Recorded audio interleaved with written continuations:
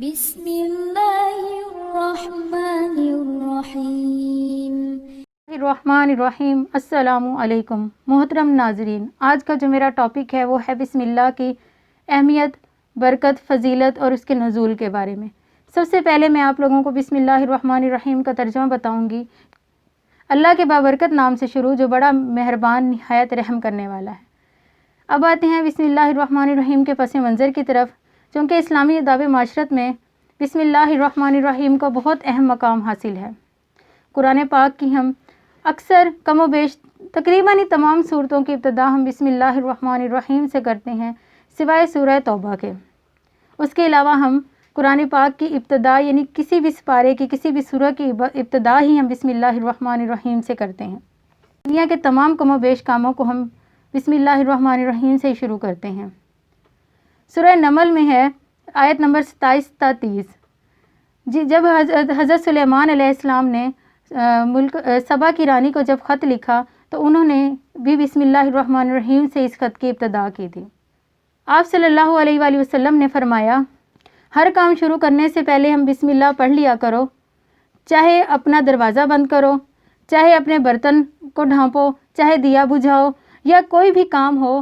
مقصد یہ ہے کہ کوئی بھی نیک کام، بابرکت کام یا اچھا کام شروع کرنے سے پہلے بسم اللہ الرحمن الرحیم پڑھ لیا کرو۔ اس سے ایک تو یہ ہوتا ہے کہ جب انسان کوئی بھی اچھا کام شروع کرنے لگتا ہے تو اس کو جب بسم اللہ الرحمن الرحیم پڑھنے کی عادت ہو جاتی ہے تو وہ اپنے ہر اچھے کام شروع کرنے سے پہلے بسم اللہ الرحمن الرحیم پڑھنا نہیں بھولتا۔ دوسرا یہ کہ انسان ہر وہ کام کرتا ہے جس میں بسم اللہ الرحمن الرحیم سے جو پڑھ کر شروع کیا جائے اس میں اس کے رب کی رضا اور اس کی خوشنودگی شامل ہو جاتی ہے، اور انسان ہر اس کام سے رک جاتا ہے جس سے اس کے رب کی ناراضگی ہو اور جو ہے جس سے اس کا رب ناراض ہو۔ یعنی کہ ہر اس اچھے کام میں بسم اللہ الرحمن الرحیم پڑھی جاتی ہے اور ہر انسان پڑھتا ہے، لیکن جب اس کو عادت ہو جاتی ہے تو ہر اچھا کام شروع کرنے سے پہلے بسم اللہ الرحمن الرحیم پڑھتا ہے، اور ہر وہ جو برا کام کرنے لگتا ہے تو اس سے رک جاتا ہے کہ اس سے میرے رب کی ناراضگی ہوگی۔ اب آتے ہیں جی بسم اللہ الرحمن الرحیم کے نزول کی جانب۔ حضرت جابر بن عبداللہ رضی اللہ تعالیٰ عنہ فرماتے ہیں، جب بسم اللہ الرحمن الرحیم نازل ہوئی تو بادل مشرق کی سمت دوڑے، سمندروں میں جوش آ گیا، ہوائیں تھم گئی، چوپایوں نے کان لگا کر غور سے سننا شروع کر دیا، اور آسمان سے شیطانوں کو پتھر برسائے گئے۔ تو اللہ عز و جل نے فرمایا، مجھے میری عزت و جلال کی قسم، جس چیز پر بھی بسم اللہ الرحمن الرحیم پڑھی جائے گی تو میں اس میں برکت دوں گا۔ چونکہ بسم اللہ الرحمن الرحیم میں اللہ تعالیٰ کے 3 ناموں کا ذکر ہے، اللہ، رحمان اور رحیم۔ اللہ تعالیٰ وہ ایسی ہستی ہے جس سے بے پناہ محبت کی جائے، جس سے بے پناہ محبت ہو، اور سب سے زیادہ محبوب ترین جو ذات ہے وہ اللہ رب العزت کی ہی ہے۔ جب اللہ تعالیٰ کی رحمت جوش میں آئی تو اللہ تعالیٰ نے اس کائنات کو تخلیق کر دیا۔ تو رحمان کا جو تعلق ہے وہ اس کائنات کو تخلیق کرنے سے ہے۔ اس کے بعد جو رحیم کا تعلق ہے وہ پالنے سے ہے۔ جب اللہ تعالیٰ کی رحمت جوش میں آئی تو اللہ تعالیٰ نے کائنات کو بنا دیا۔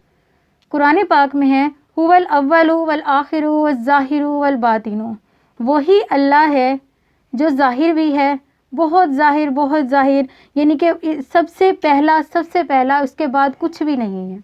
وہی آخر ہے، سب سے آخر، یعنی کہ اس کے بعد کچھ بھی نہیں ہے۔ وہی ظاہر ہے، وہی باطن ہے، اتنا باطن، اتنا مخفی، اتنا چھپا ہوا ہے کہ کوئی بھی نہیں جان سکتا۔ اب آتے ہیں بسم اللہ الرحمن الرحیم کی برکت کی طرف۔ بسم اللہ الرحمن الرحیم پڑھنے سے جو برکتیں نازل ہوتی ہیں، ویسے تو بے شمار برکتیں ہیں، لیکن یہاں میں چند ایک کا ذکر کرتی ہوں کہ ایک بار حضرت موسیٰ علیہ السلام ایک قبرستان سے گزرے۔ جب آپ گزر رہے تھے تو آپ کو معلوم ہوا ایک شخص پر جب قبر میں عذاب ہو رہا تھا، تھوڑی دیر بعد آپ دوبارہ واپس اسی جگہ سے گزرے تو وہاں پر اللہ تعالیٰ کی کروڑوں رحمتیں نازل ہو رہی تھیں۔ تو حضرت موسیٰ علیہ السلام کو سمجھ میں نہ آیا، انہوں نے اللہ تعالیٰ تبارک و تعالیٰ سے ارشاد فرمایا، یا اللہ، جب میں یہاں سے گزر رہا تھا تو پہلے اس شخص پر آپ کا عذاب نازل ہو رہا تھا، فرشتے اس کو عذاب دے رہے تھے، لیکن جب میں اب دوبارہ یہاں سے گزر رہا ہوں تو یہاں پر اس کی قبر پر رحمت نازل ہو رہی ہے، آخر اس کا کیا ماجرا ہے، مجھے بتایا جائے۔ تو اللہ تبارک و تعالیٰ نے فرمایا، اے موسیٰ، یہ شخص جو تھا بہت گناہ گار تھا، اپنے گناہ گار ہونے کی وجہ سے یہ کافی عرصے سے عذاب میں مبتلا تھا، لیکن جب اس کی وفات ہوئی تو اس کی بیوی امید سے تھی، اس کے ہاں ایک بیٹا پیدا ہوا۔ آج جب اس کو مکتب بھیجا گیا تو اس بچے نے جب بسم اللہ پڑھا تو مجھے حیا آئی کہ میں اس شخص کو زمین کے اندر عذاب دے رہا ہوں جس کا بیٹا زمین کے اوپر میرا نام لے رہا ہے۔ یہ ہے جی بسم اللہ کی برکت۔ بسم اللہ کی برکت سے جس شخص پر عذاب ہو رہا تھا وہ ختم ہو گیا۔ آپ صلی اللہ علیہ وآلہ وسلم نے فرمایا کوئی بھی شخص محض اپنے اعمال کی وجہ سے جنت میں داخل نہیں ہو سکتا۔ ایک صحابی بیٹھے ہوئے تھے، انہوں نے آپ صلی اللہ علیہ وآلہ وسلم سے بڑی جرأت اور بہادری سے پوچھ لیا، یعنی دریافت کیا، یا رسول اللہ کیا آپ بھی؟ جس پر آپ صلی اللہ علیہ وآلہ وسلم نے فرمایا ہاں میں بھی۔ یہی وجہ ہے کہ آپ صلی اللہ علیہ وآلہ وسلم نے سورہ رحمان کو عروس القرآن کہا ہے، یعنی کہ قرآن پاک کی دلہن کہا ہے۔ الرحمن علم القرآن، یعنی کہ آپ نے سورہ رحمان کو قرآن پاک کی دلہن کہا۔ اس لیے کہا قرآن پاک کی دلہن کیونکہ اللہ تعالیٰ کے ناموں میں چوٹی کا جو نام ہے وہ سب سے پہلے جو نام ہے، چوٹی کا نام ہے وہ ہے الرحمن۔ حدیث شریف میں ہے جس کھانے کو کھانے سے پہلے بسم اللہ الرحمن الرحیم پڑھی جائے اس میں برکت شامل ہو جاتی ہے۔ ایک اور حدیث میں ہے جس کھانے پر بسم اللہ الرحمن الرحیم نہ پڑھی جائے اس میں شیطان شامل ہو جاتا ہے، چونکہ اس سے یہ ظاہر ہوا کہ انسان جو بھی کام کرے وہ اپنا ہر کام بسم اللہ الرحمن الرحیم سے شروع کر لے، یعنی کہ بسم اللہ الرحمن الرحیم میں اللہ تعالیٰ کے 3 پاک نام ہیں، تو اپنا ہر کام اللہ تعالیٰ کے 3 پاک ناموں کے ذکر سے کر لے۔ لیکن جب بسم اللہ الرحمن الرحیم نہیں پڑھی جاتی اور اس میں شیطان شامل ہو جاتا ہے تو وہ کھانا شیطان کے لیے حلال ہو جاتا ہے۔ وہ اگر بسم اللہ الرحمن الرحیم پڑھ لی جائے کھانے میں تو وہ کھانا شیطان کے لیے تو حرام ہو جائے گا اور انسان کے لیے حلال ہو جائے گا۔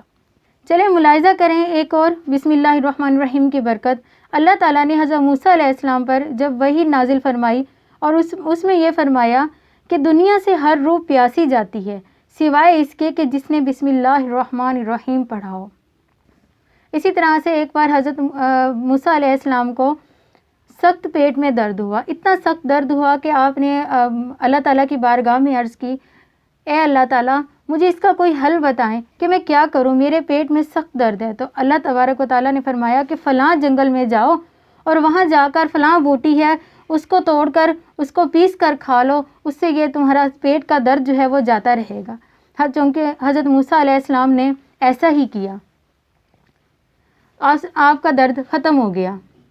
کچھ دنوں کے بعد پھر دوبارہ حضرت موسیٰ علیہ السلام کو پیٹ میں درد ہوا، سخت ترین درد ہوا۔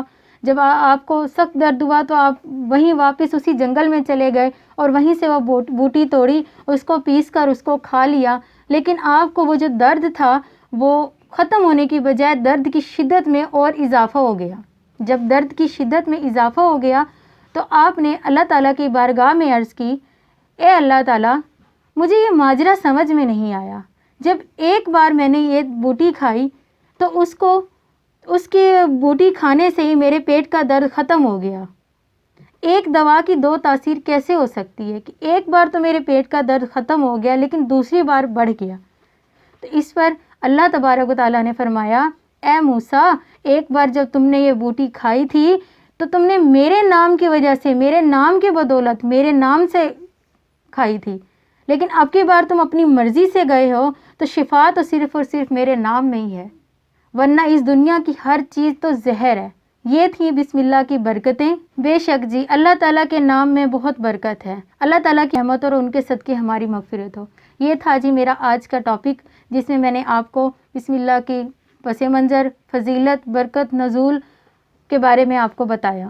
امید کرتی ہوں کہ آپ کو یہ میرا آج کا یہ ٹاپک پسند آیا ہوگا۔ اگر آپ کو میرے یہ ٹاپک پسند آیا تو آپ میری ویڈیو کو لائک کریں، میرے چینل کو سبسکرائب کریں، بیل آئیکن دبانا نہ بھولیں تاکہ میری آئندہ آنے والی ویڈیو آپ تک بآسانی پہنچ سکیں۔ اللہ حافظ۔